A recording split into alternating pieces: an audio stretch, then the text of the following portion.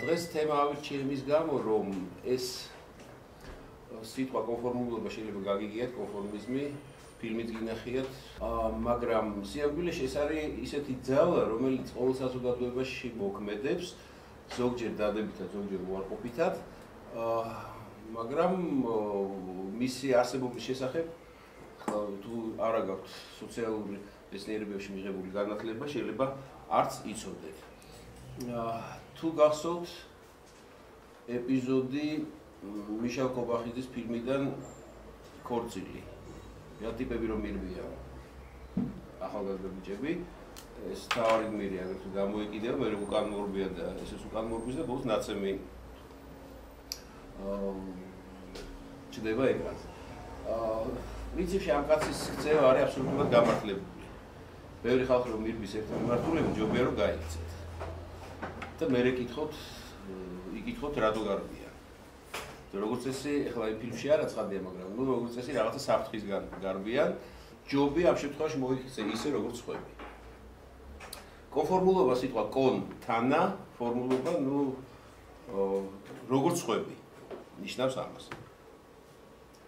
აი ერთ-ერთ კლასიკოს სოციალ-ფსიქოლოგიისა მოყავს ასეთი მაგალითი მის უნივერსიტეტში, ამერიკაში.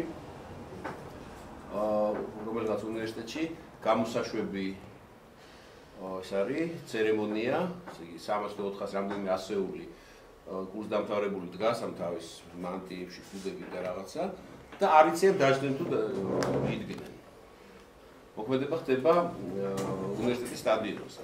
ერთმანეთს უყურებენ და სანამ ვიღაცამ არ უთხრა რომ დაჭიქი არ დაждენ, იმიტომ რომ არ იციან როგორ მოიქცენ ამ სიტუაციაში. ვინმე რომ დამჯდარიყო, უფრო ადრე ძალიან დიდი შანსია რომ სხვებიც სხვაც მიყოლოდა მის რა ქვია მას მაგალითს. ეხლა აგერ არის კარიკატურა, რომელიც ეკუთვნის ცნობილ დანიელ კარიკატურის ხერლუხ ბიჭდრუფს, რომელიც ასახავს ნონკონფორმისტის ბედს, ასე ვთქვათ, საზოგადოებაში. ნონკონფორმისტი არის ადამიანი, რომელსაც არ უნდა იცხოვროს იმ წესებით, რომელსაც თავაზობს საზოგადოება. აი ამ კაცს ეშინება ნერვები, რომ ყველა დადის გაპარსული და უნდა რაღაცეთი გამორჩეული იყოს, უშვებს წვერს. დასაწყისში ყველა იღიმება, დასცინიან და ასე შემდეგ, მაგრამ გარკვეული დროის მერე ყველა დადის უკვე წვერით. ამას ისევ ნერვები ეშლება და ისევ მარტოა გაპარსული ამდე ხალხს შორის. ესე იგი, კონფორმულობას თუ განსაზღვრავთ, იქნება ასე, რომ ეს არის ადამიანის ქცევის ან აზრის შეცვლა, ჯგუფის ან სხვა ადამიანის რეალური ან წარმოსახვითი დაწოლის შედეგად. ყველაზე კარგი მაგალითი ამისი არის მოდა. გნებავთ სახის თმოვან საფარზე, გნებავთ ჩასაცმელ ჩაცმაზე თუ რაღაც აქსესუარზე, ხო? ჯერ ჩდება რაღაცა ელემენტი, რომელზეც ვლებით სიცილით და ფუი რას გავს. მერე 1 2 3 4 5 და უკვე ყველა პრაქტიკულად ატარებს ამ რაღაცა აქსესუარს. რატომ? იმიტომ რომ ასე ატარებენ სხვები და შენ თუ არ იქენი ასეთი, გეტყვიან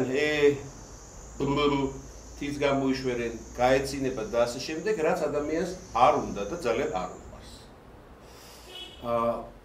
გარდა ამისა, კონფორმულობას განსაზღვრავენ, როგორც ადამიანების ტენდენციას მოერგოს რეფერენტულ ჯგუფს რა არის გეტყვით, რეფერენტული ჯგუფის სხვა წევრების ქცევებს, განწყობებს, ღირებულებებს. რეფერენტული ჯგუფი ეს არის ჯგუფი, რომლის აზრი მაინტერესებს, რომელსაც პატივცემ და მინდა რომ მისი წევრი ვიყო და მივბაძავ მას. ძალიან ხშირია მაგალითად თქვათ რაღაცა სხვა რეგიონიდან ჩამოსული ადამიანი, რომელიც იწყებს ქცევას ისე როგორც გონია რომ საჭიროა აქ, თქვათ თბილისში და ზოგჯერ ეს არ გამოწდის. და რაც იწვევს ხოლმე დაცინვას რეალურს, რაც იმისთვის ძალიან მტკივნეულია.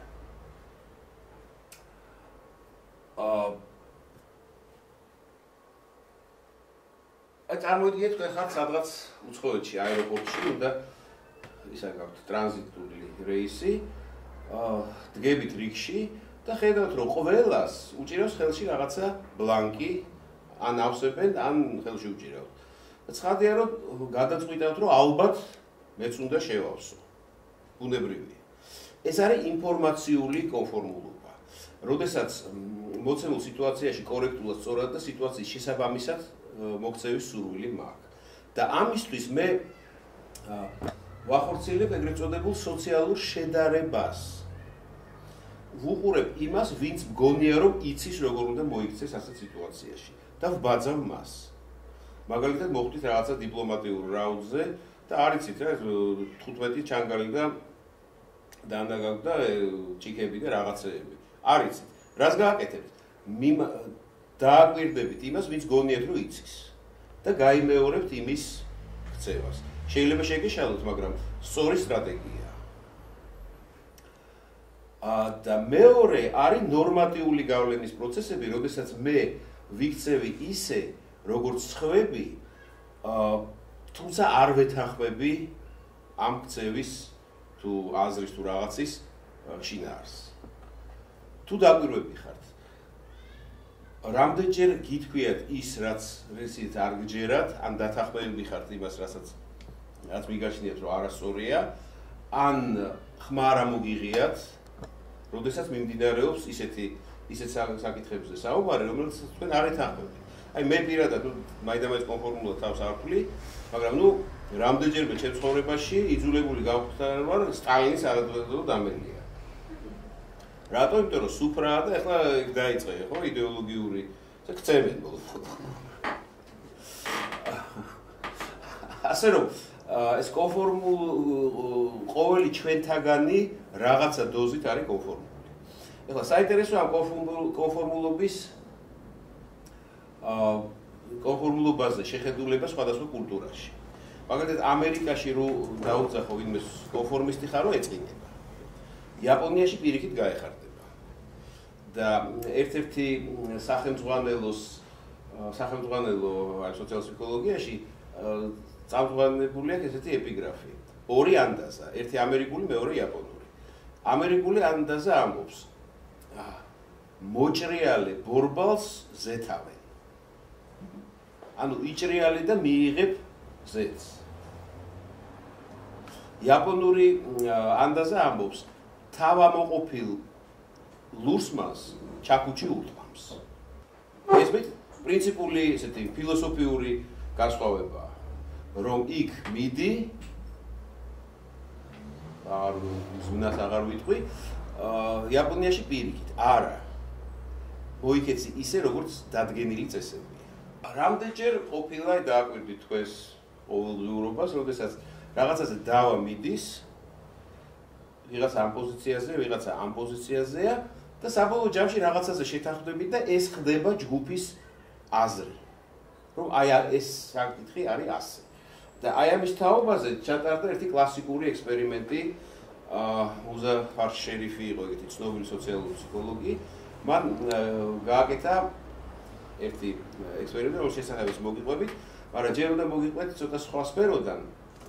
იმიტომ რომ რაღაცა ფენომენი გამოიყენა, რომელიც უნდა იცოდეთ რაში მდგომარეობს. ქვია აუტოკინეტიკური ეფექტი, აი ეს ოთახი რო ჩავაკროთ და შუაში სადღაც ავანთოთ ერთი პატარა ნატურა, სრულ სიბნელეში.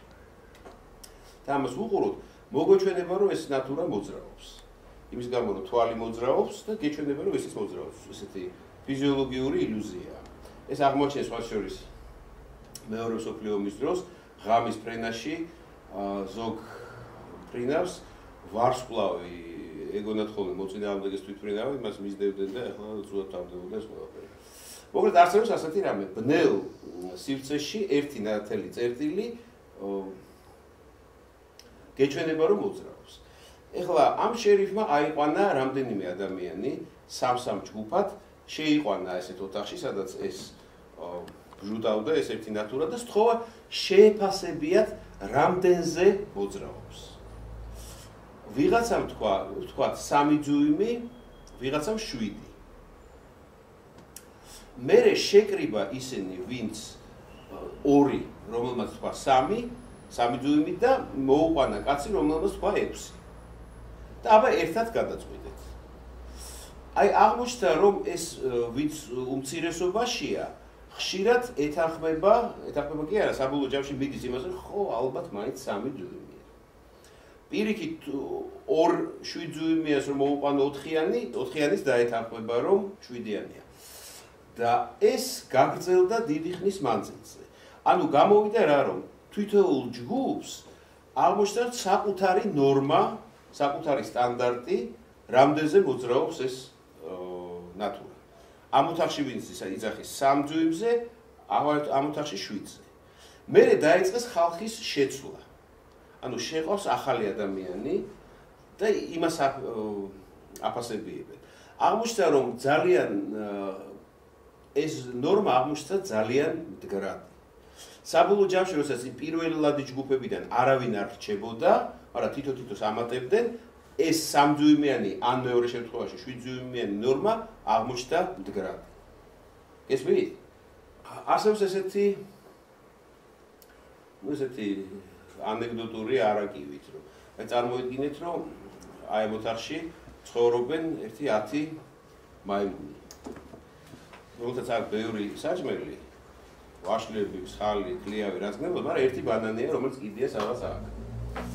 აი, როდესაც მოდის ვიღაც ერთი მაიმუნი ბანანის ასაღებად, ურთავს დედი და აღარ მიდის. მერე მოდის მეორე, იმასაც ურთავს. მესამე რომ მოდის, უკვე ის ორი ეუბნება რომ არ მიხვიდეო. როდესაც იწყებ ახალი მაიმუნი რომ შემოუშვა, ისიც პირდაპირ ბანანისკენ მიდის, მაგრამ იმასაც ეუბნებია რომ არა. საბოლოო ჯამში რომ შეცვალო თელი ეს მაიმუნების პოპულაცია ახლებით, ეს ნორმა დარჩება და რო კითხვა მაიმუნებს რატო არ შეიძლება ბანანის აღება, გეტყვის ასეთი წესი. და არა იმიტომ რომ დედი უთავს.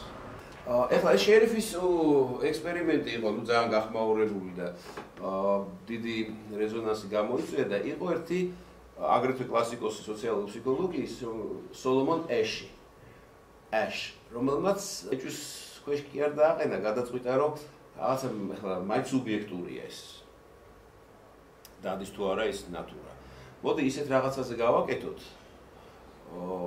ექსპერიმენტი, რომელიც ნამდვილად ობიექტური რამეა და გააკეთა ასეთი რამ. აი თქვენს თვალწინ არის 3 კრიბავდა ადამიანებს, აქედან დავუშვათ 5 კაცს, აქედან ნამდვილი ცდისპირი იყო მაგალითად ბატონი გიორგი. აი თქვენ 4-ნი ან 5-ნი არის ჩემი ხალხი ხართ და ინსტრუქტირებული ხართ როგორ უნდა მოიქცეთ.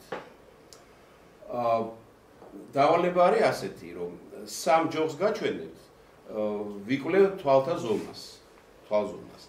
და უნდა მითხრათ, აი ეს მარცხნივ რო არის, ესე იგი სასტიმულო ჯოხი, მონაკვეთი, რომლის ტოლია აი ამ 3-დან. Ну, დიდი განსხვავება ამ შორის არის, მაგრამ ცხადია, რომ ამ შემთხვევაში C ტოლია, ხო? ვაჩვენებ. C ამბობს C, ცხადია, ბატონი გიორგიც ამბობს C-ს.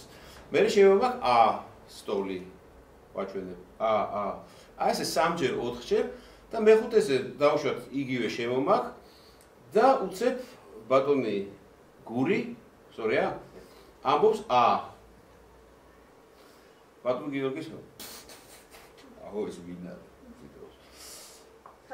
ქალბატონი თუ ამბობს A-ს. ბატონი გიორგი თავისთვის ამბობს E-ს. მესამე ამბობს A-ს. ეს უკვე ფიქრობს მე ხო არ გავგიჟდი. ხო შეიძლება რა უთქვა რომ სწორ პასუხებს იძლევიან, უცებ იძლევიან არასწორ.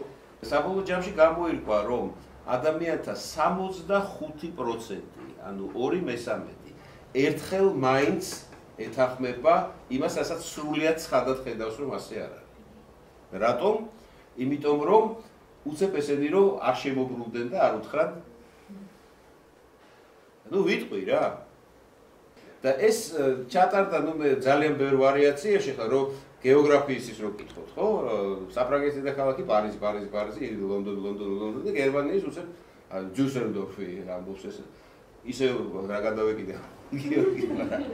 ну თავიდან ფუყუნებს და მერე იწყებს რომ ვაიმე გუში საღამოს ხوار გადაიტანეს და რომ გამოაცხადეს მე არ მინახე რა და ამბობს ჯუსელდორფი. ესე იგი ბევრი ფაქტორი მოქმედებს. თუ დავიწყეთ არასწორი პასუხებით, ხო? A და მესამე თქვა არა A, არამედ B. აგრეთვე არასწორი პასუხი. ამ შემთხვევაში გიორგის კონფორმულობა ნაკლებია. იმიტომ რომ ესე იგი შეიძლება რომ არ იყოს ჯგუფის სწორი. ცხადი ახლა თუ იქნებიან არა თქვენი თანატოლები არა ბავშვები, გიორგი არ დაეთანხმება. იმიტომ რომ ის არ არის მისთვის რეფერენტული ჯგუფი, როგორც მოგახსენეთ ადრე. მაგრამ ასეა თუ ისე, ეს არის გამაოგნებელი ექსპერიმენტი. 2/3 ადამიანებისა, ესე იგი, იყო 35% თუ 33%, რომლებიც ყოველთვის ეთანხმებოდნენ იმას, რასაც ამბობენ, სრული აბსურდის ჩათვლით და ამის მაგალითს კიდევ გაჩვენებთ. და 65 ერთხელ ორჯერ მაინც ეთანხმებიან არასწორ შეფასებას. რატო? აი ამიტომ, იმიტომ რომ კონფორმულები ვართ. ეხლა საქმე რომ მიმდგარიყო რაღაცა ძალიან მნიშვნელოვან რაღაცაზე გიორგისთვის, რომ ძირს სიტყვაზე არის ესეთი მართლმადიდებელი მშობელთა წარმომადგენელი და ძირს მართლმადიდებლობა ხუთვარო თქვა შეიძლება არ დაიჯერო, მაგრამ შეიძლება კი. აი ეს არის ძალიან ძლიერი ძალა. ძლიერი ძალა ცოტა ისეთია, მაგრამ რომელიც საზოგადოებაში არსებობს რაღაცა, რასაც იღებ იმიტომ რომ არსებობს ამ საზოგადოებაში. საერთოდ სოციოლოგები თვლიან რომ საზოგადოებაში არსებობს დაახლოებით 5-7% ადამიანებისა, რომლებიც არავითარ შემთხვევაში არ უღალატებენ თავის პრინციპებს. რა პრინციპების არ უნდა იყოს, რაღაც მაღალ პატიოს, მაღალ ზნეობრივი თუ ქურდული თუ რაღაცა. არსებობს 10-12%, რომელიც ყოველთვის წავა არსებული ნორმების დარღვევაზე და რჩება 85%, რომელიც იქცევა ისე, რა თამაშის წესებიც არის ამ შემთხვევაში. ეს სწორედ ის 85%-ია, რომელიც თავიდან ხმა მისცა ჯერ გამსახურდიას, მერე შევარდნაძეს და მერე სააკაშვილს. ეს ხო ერთი და იგივე ხალხია, ნუ ხო პლუს ეს ფსიქოლოგია. ხო, არა, ფსიქოლოგიურად არა, ერთი ხალხია.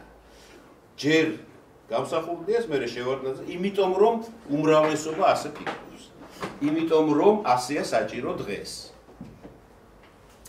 და აი ასეთი ტიპის კონფორმულობა შეიძლება ნუ ძალიან მძიმე შედეგებამდე მიგიყვანოს. თავის დროზე, ნუ როცა მეორე მსოფლიო ომი დამთავრდა, დაიწყო ამ ფაშიზმის შეფასება ასე ისე და ნუ ეს ასეთი მოარული ის იყო, რომ აზრი რომ მასობრივი სიგიჟე დაემართა გერმანელ ერს. რომ ყველა გახდა სადისტები, ნუ ავატყოფები და არანორმალური. აი ამაზე ჩაატარა ალბათ ყველაზე უფრო გახმაურებული ექსპერიმენტი სოციალურ ფსიქოლოგიაში ბატონმა სტენლი მილგრემმა, რომელმაც გადაწყვიტა ეჩვენებია ადამიანი, რომელიც აკეთებს ძალიან უზნეო, არაზნეობრივ და ამორალურ საქციელს, ის არის ასე ვთქვათ, ფსიქოპატია თუ ჩვეულებრივი ადამიანია. და გააკეთა ეს ექსპერიმენტი. ეხლა აგიხსნით რაშია საქმე. აი ეს რო აწერია student. ეს არის მილგრემის მიერ დაქირავებული მსახიობი, რომელიც ზის პულტთან და რომელთა ხელზე აქვს მიმაგრებული დენის დამდგმელი რაღაცა მოწყობილობა. რომელშიც არავითარი დენი არ გადის. მაგრამ ამან იცის, ხო, ახლა გეტყვით მე რა. ეს არის თვითონ სტენლი მილგრემი. და ელი არის მასწავლებელი. აი ნამდვილი ცდისპირი არის სწორედ ეს ვარდისფერი კაცი. ერთი კი არა, ბევრი. და ექსპერიმენტის შინაარსი არის ასეთი, რომ პრინსტონის თუ არ ვცდები თუ სტენფორდის უნივერსიტეტი ატარებს ცდებს ახალი მეთოდიკა სწავლის გაუმჯობესების მეთოდიკა ტკივილის გამოყენებით. თქვენ იქნებით მასწავლებელი, ეს არის მოსწავლე და თქვენს წინ არის პულტი. თქვენ დაუსვამთ შეკითხვას, აგერ არის შეკითხვათა სია და პასუხები. თუ არასწორი პასუხი გაგცათ, უნდა დაარტყათ დენი. პულტი არის ასეთი ღილაკების რიგია, იწყება 15 ვოლტიდან, ემატება 15-15, 120 ვოლტზე თუ რაღაცაზე წერია რომ ის არის dangerous და რაღაცა დონეზე წერია რომ very dangerous და სასიკვდილო 450-ზე თუ ეხლა ეს იწყებს ამ შეკითხვების დასმას, ეს სტუდენტი, ასე ვთქვათ, ცრუ სტუდენტი სპეციალურად იძლევა სწორპასუხებსაც და არასწორპასუხებს. ხო, და ერთი მნიშვნელოვანი პირობა მილგრემმა, ესე იგი, ყოველი შემდგომ არასწორ პასუხზე უმატებთ დენის ძალას. და იწყება ეს ექსპერიმენტი 15, 30, 40, 50 და ასე შემდეგ ადის, მაგრამ სანამ გეტყვით საბოლოო შედეგებს, მანამდე გეტყვით ერთი გამოკითხვის შედეგებს, რომელიც აგრეთვე მილგრემმა ჩაატარა ამ ექსპერიმენტთან მიმართებაში. მან, ესე იგი, აუღწერა ეს ექსპერიმენტი ჩვეულებრივ მოქალაქეებს და კითხათ, როგორ გონიათ, რამდენი პროცენტი დააჭერს სასიკვდილო ღილაკს ხელს. ჯერ რამდენი დააჭერს აიმას ძალიან მტკივნეულს და რამდენი სასიკვდილოს. სასიკვდილოზე პასუხი იყო 0. 99 და 99% თქვეს, რომ არავინ ამ სასიკვდილო ღილაკს ხელს არ დააჭერს. და აი ამას შეიძლება დააჭიროს, თქვათ, 10%, რაც უბრალოდ არ მახსოვს, მაგრამ ძალიან ცოტა. ხოლოდ, ესე იგი, მოხვედრილი აი ამ გამოკითხვაში ფსიქოლოგებმა და ფსიქიატრებმა თქვეს, რომ შეიძლება 1-2 ესეთი ფარულმა სადისტმა დააჭიროს სასიკვდილო ღილაკს ხელი. რეალური შედეგი იყო კატასტროფული. 3/4-მა დააჭირა სასიკვდილო ღილაკს. 3/4-მა, 72%. ეხლა ეს რა თქმა უნდა სიამოვნებით კი არ აჭერდნენ ამას. უყურებდნენ, ვაიმე რა ვქნა, ეტყობოდათ რომ ძალიან განიცდიან, ძალიან არ უნდათ ამის კეთება, ერთმა გაარტყა კიდევაც ექსპერიმენტატორს და არ დააჭირა, მაგრამ 72 ესე იგი აჭერდა და როგორ ეს ლურჯი მილგრემი ეუბნება, კაცო, ხო დადეთ კონტრაქტი არა? ეგ არ არის თქვენი საქმე უკვე ახლა, იმას ტკივა არ ტკივა. თქვენი ის არის მოვალეობა. აღჭემი მოვალეობაა დააჭერს. იმიტომ რომ პასუხისმგებლობა აქ მოხსნილია. და ასე იქცეოდა გერმანიაში დიდი უმრავლესობა. და საბჭოთა კავშირში 30-იან წლებში, ხო? როდესაც აი ებრაელი უნდა მოსპო, აი ეგეთი არის ჩვენი წესი. ასეთი წესია, რომ ჩემ მეზობელი არ მომწონს და მე ვწერ იმას დანოს ეგრეთ წოდებულ, რომ იაპონიის შპიონია და ამას იჭერენ და კლავენ. ახლა მე ვიცნობდი რა მინახე ერთხელ და ნეტარ მენახა ეს ქალი, ჩემ მეუღლის სამსახურში მუშაობდა, ქალი ხარში შესული, რომელიც ბეჭდავად მუშაობდა NKVD-ს რაღაცა დაწესებულებაში, სადაც ბეჭდავდა სიებს იმათი ვისი რეპრესიებისადმი განწირული ხალხის და თვითონ ყვებოდა, რომ ვინმე რო არ მომეწონება და მე აბეჭდავდი. იცოდა რა, რომ მინიმუმ 10 წელი თუ შვებენ ციმბირში და უარ შემთხვევაში ხრიტავენ. ესეთი წესი იყო. ეს შეიძლება. როცა ყველა ქთავს იღებს, მეც ვიღებ, როცა არ იღებს, არ ვიღებ. აი ეს არის კონფორმულობის, ასე ვთქვათ, კვინტესენცია. ეხლა ეს ცოტა მძიმე ექსპერიმენტია და მე მინდა გაჩვენოთ ერთი კლიპი, რომელიც არის შესანიშნავი გაჩვენებელი აგრეთვე კონფორმულობისა და უნდა გითხრათ პატარა ისტორია, რომ აი ის ფარული კამერით გადაღებული რაღაც დადგმული ყველას გვინახეთ, ძალიან სასაცილოა ხოლმე. აი ეს დაიწყეს ფსიქოლოგიურად. სწორედ აი ეგეთი ფენომენების საკვლევად და ერთ-ერთი იყო ლიფტის, როგორ იქცევა ადამიანი ლიფტში. და წარმოიდგინეთ, ლიფტია ისეთი სივრცეა, სადაც უხერხულად გნობ თავს. კარგი ემითი, რომ ცოტა ხანი ხარ.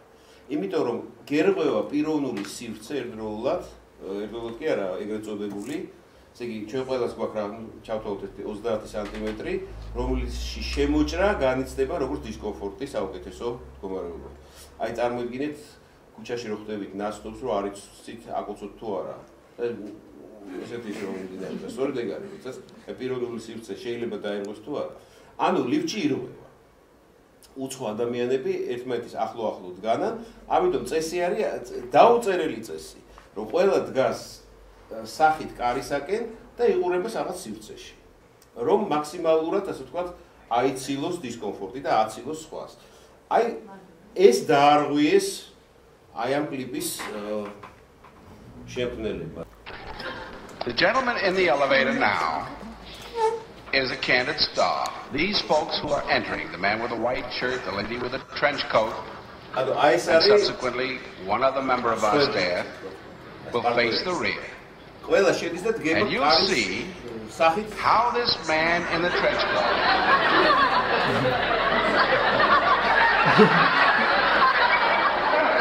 tries to maintain his individuality,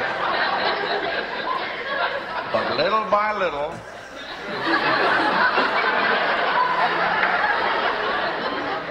he looks at his watch, but he's really making an excuse for turning just a little bit more to the wall.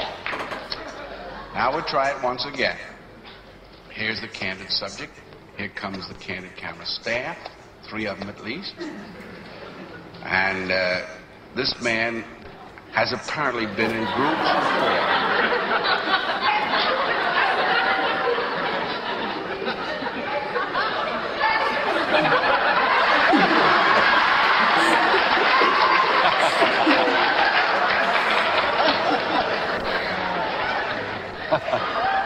Here's a fella with his hat on in the elevator. First he makes a full turn to the rear and Charlie closes the door. A moment later, we'll open the door. Everybody's changed positions.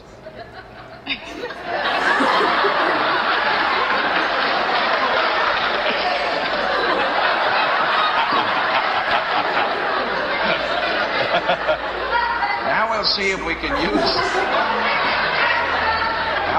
can use group pressure for some good. Now, in a moment, on Charlie's signal, everybody turns forward. Notice they take off their hats. And now, do you think we could reverse the procedure? Watch.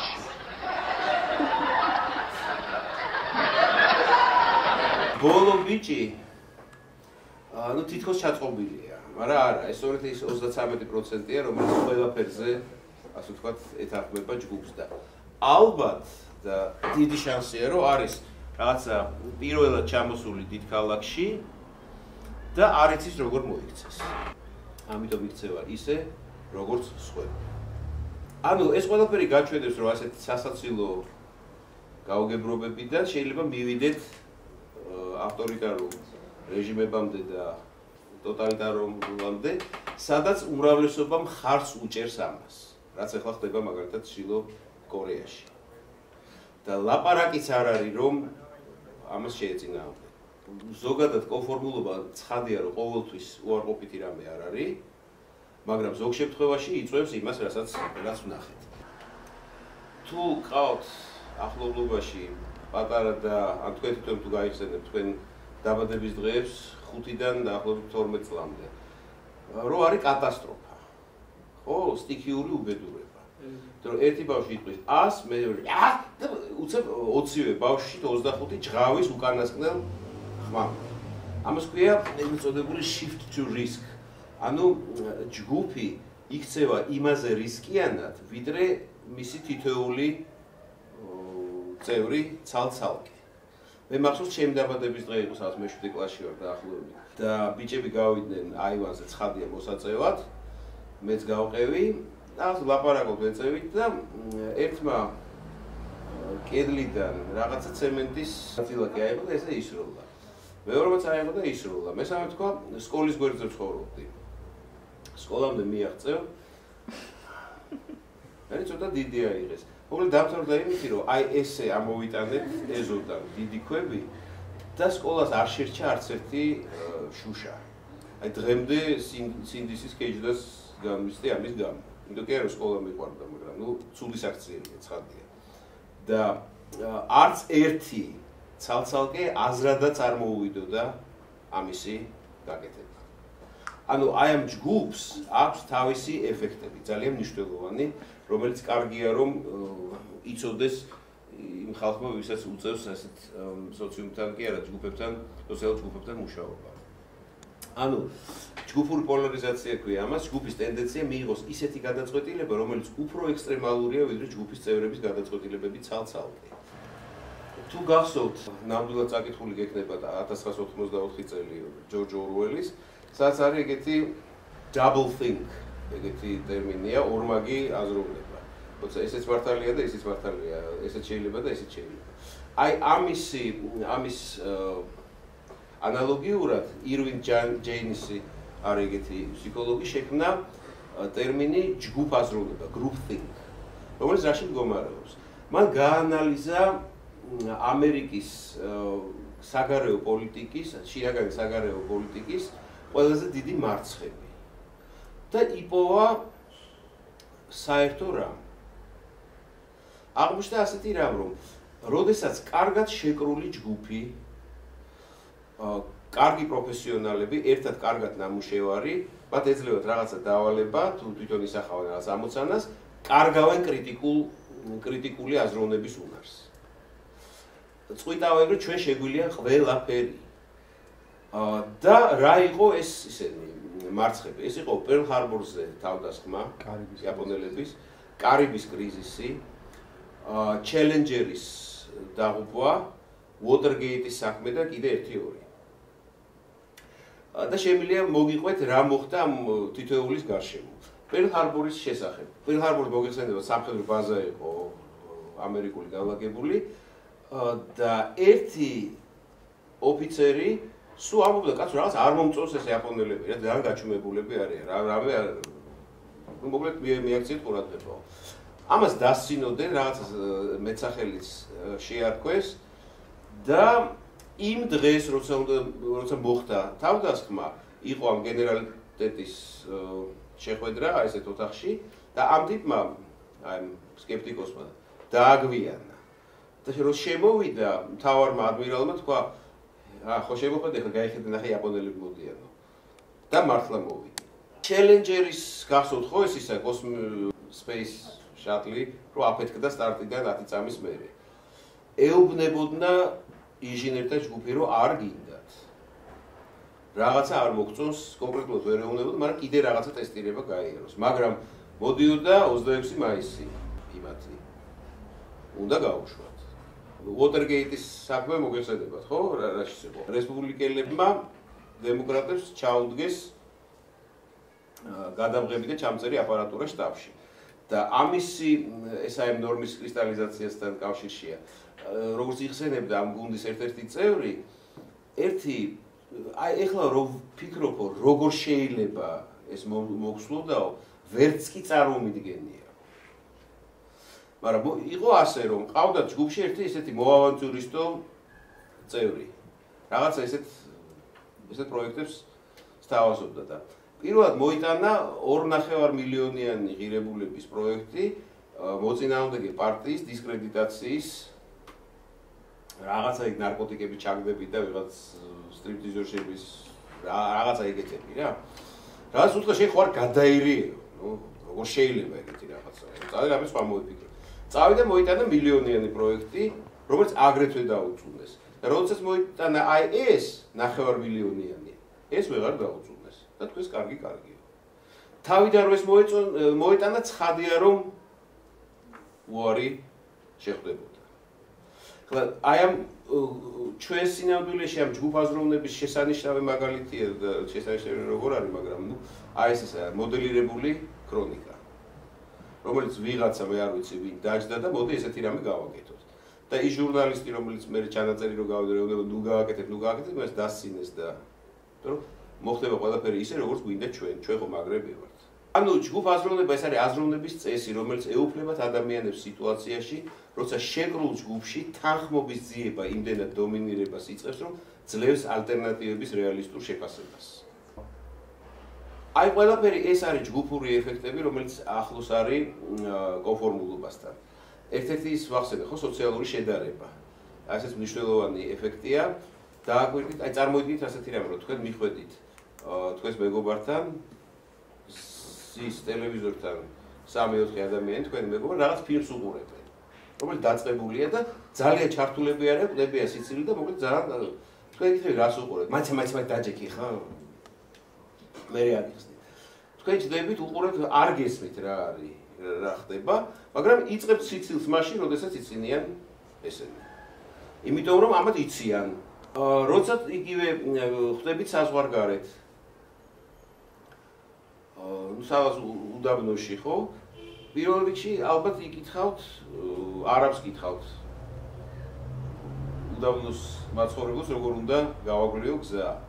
მაგრამ უფრო ხშირად ეკითხებით არა სპეციალისტს, არამედ თქვენნაირ ქართველს, რომელიც დიდი ხანია შედარებით იქ ცხოვრობს და ამიტომ უკეთესად იცის, როგორ უნდა მოიქცეს ქართველი უცხო ქვეყანაში და არა იქაური. ან მიდიხართ რაღაც ავტობუსით. უცხო ქვეყანაში დავუშვათ, თუმცა არა ბელგიაში. და უცებ ყველა მთელი ავტობუსი ეგეთ რაღაცას აკეთებს, ხო? თქვენ იყურებით ესე? აუზო რაღაც სიმპათიური ქალი გეუბნება რომ ცხადია რომ ჯგუფის რეალური დაწოლაა. და თქვენც ახლა დიდად არ გიიღებთ, ამას გააკეთეთ და ცოტა ისე კარიკატურული აქცენტირებით. რატომ ლაზზე არა ხართ? შეიძლება ვერც გაიგოთ, მაგრამ გააკეთებთ, რომ ამას აკეთებს ყველა. შეიძლება თქვა თუ იუმორისტობა არ აქვს, ვიტყვით რომ არა მე უცხოელი ვარ, მე არ ვიცი და ესეთეთეთეთეთეთე ქართველს ეს არ ეკადრება. ხო? თუ არა. ამიტომ ლაპარაკია იმაზე, რომ ჯგუფის დაწოლა ძალიან სერიოზული რამეა. ეს ჯგუფის დაწოლა შეიძლება ხორციელდებოდეს უშუალოდ, შეიძლება მასმედიით და შეიძლება ნებისმიერი სხვა გზით, სოციალური კომუნიკაციის ნებისმიერი გზით. ეხლა რატომ ვაკეთებ მე იმას, რაც არ მინდა? არის სამი საფეხური, თქვათ ასე. თქვათ ნერვები მეშლება ძალიან ხშირად ინთება წითელი სინათლე, მოდი რა გავივლი. მაგრამ დამიჭირეს და დამაჯერებს. ერთხელ დამაჯერებს, ორჯერ და მესამეჯერ აღარ გავივლი. ეს არის დამორჩილება. როდესაც რამეს აკეთებ იმის გამო, რომ გეშინიან სასჯელის ან ელი ჯილდოს. რომ თუ კარგად მოიქცევი, კაფეს მოგცემენ. მეორე არის იდენტიფიკაცია. მე არ გავივლი წითელ სინათლეზე, იმიტომ რომ ბიძაჩემი კუკური, რომელსაც მე ძალიან პატივსებ და მიყვარს, ასე იქცევა. ან ეს შეიძლება იყოს არა კუკური, არამედ, ნუ რა ვინ გითხრათ. ვინ არის ახლა პოპულარული მომღერალი? დამავიწყე ჯასტინ ბიბერი. აი გიჟდები ამ ბასტინ ბიბერზე და თურმე ძალიან ბასტინია თუ. ვინც არის ძალიან მაგრა იქცევა ასეთ სიტუაციაში და ვბაძავ მას. ანუ იდენტიფიკაციას ვაკეთებ მასთან. გესმით რა არის? გაიგივებას. და მესამე არის, როდესაც მე წითელზე არ გავივლი, იმიტომ რომ გავიშინაგნებ, რომ ეს არის ცუდი საქციელი. წითელზე გავლა და წესის დარღვევა. როდესაც მე ეს გადამექცევა, ჩემ შინაგან რაღაცა მორალური თუ ნორმატიული სისტემის ნაწილად. რომ ასე გაკეთება კარგია, ასე არის ცუდი. კარგი მოქალაქე, ცუდი მოქალაქე. კარგი მოქალაქე, ცუდი მოქალაქე, კარგი ქრისტიანი, ცუდი ქრისტიანი, კარგი ქართველი, ცუდი ქართველი და ასე შემდეგ. შეიძლება ეს ყველაფერი მე მქონდეს, აი სწორედ დამორჩილებიდან მოსული ან დაწოლისგან, მაგრამ ადრე თუ გვიან, უფრო გვიან ვიდრე ადრე, რაღაცა ქცევის ნორმები ხდება ჩემი შინაგანი ფსიქიკური და მორალური სისტემის ნაწილი. რომ ეს მე ვარ და ვიცი როგორ უნდა მოვიქცე ამ თუ იმ სიტუაციაში. მაგრამ მიუხედავად ამისა, ადამიანს რა მორალური პრინციპები აქვს, ბოლო გამოკვლევებით დადასტურდა, რომ მაინც სიტუაციას აქვს მეტი გავლენა ვიდრე შინაგან თვისებებს. და ეს დაასაბუთეს ერთ-ერთი ყველაზე ირონიული, თუ შეიძლება ითქვას, ექსპერიმენტით სოციალური ფსიქოლოგიის ისტორიაში. საქმე იყო ასე, სასულიერო აკადემიის თუ სემინარიის თუ რაღაცა პროტესტანტული კოლეჯის ახლად კურსდამთავრებულ სტუდენტებს დაუნიშნეს პირველი რადიო ქადაგება. ქადაგება არის მათში ძირითადი ასე ვთქვათ საქმიანობა ღვთაემსახურის რა ქვია პასტორის თუ ვიღაცას. და ხო, თან თემა იყო კეთილი სამარიტელი. თუ გახსოვთ ხო, კაი თუ არა და მოკლედ შეგახსენებთ, იესოს არაკია არაკს ყვება თავის იმებს მოციქულებს უყვება, რომ ვიღაცა კაცი დაესხე თავს ყაჩაღებით, ცემეს, გაძარცვეს და დააგდეს გზაზე. ჩაიარა რავინმა არ მიაქცია ყურადღება, ლევიტმა ჩაუარა არ მიაქცია და უცხოტომელმა სამარიტელმა ჩამოვიარა, აიყვანა, მოუარა, ფული მიცა, დააბინავა და ასე შემდეგ. ესეთი კარგი, ესეთი დიდაქტიკური მოთხრობაა თუ რაღაც ამბავი. ანუ ეს ამაზე უნდა წაეკითხათ ქადაგება.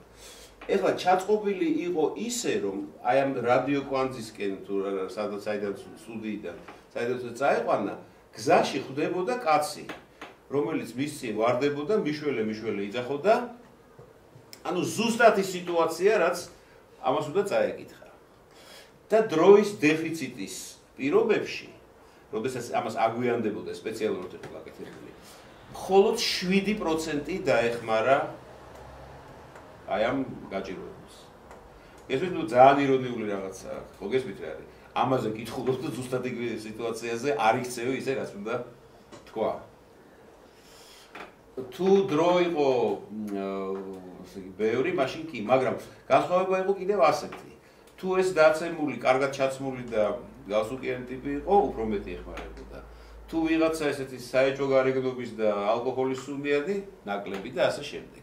ანუ სიტუაცია, ამ მე დარწმუნებული ვარ, რომ გაცილებით მეტი იყო ამ კურსდამთავრებულებს შორის ისეთი ადამიანები, რომელთაც ჰქონდათ მორალური პრინციპი, რომ მოყვასა შეესა უნდა დაეხმარო გაჭირვებაში. მაგრამ თურმე სიტუაცია ძლევს ხოლმე ჩვენს მორალურ პრინციპებს ძალიან ხშირ შემთხვევაში. ასე რომ შევაჯამოთ, კონფორმულობა ძალიან სერიოზული ძალაა. მან შეიძლება ხო კიდევ ერთ რამეს მოუყვები. აი ამ მთელი ნაცისტური სიკვდილის მანქანის უფროსი იყო ვინმე ეიხმანი, რომელიც შესანიშნავად ააწყო მასობრივი მკვლელობის ინდუსტრია. აი ეს გაზის კამერები და რაღაც. და აი სწორედ ამაზე ფიქრობდე, რომ აი სადისტი, მამაძაღლი და რა ვიცი, ფსიქოპათი. როგორც გამოირკვა, იყო ჩვეულებრივი ადამიანი, კარგი მენეჯერი. უყვარდა კატები. კარგი მეოჯახე იყო. ძალიან კარგად ასრულებდა იმ სამუშაოს, რაც დაავალეს. გესმით?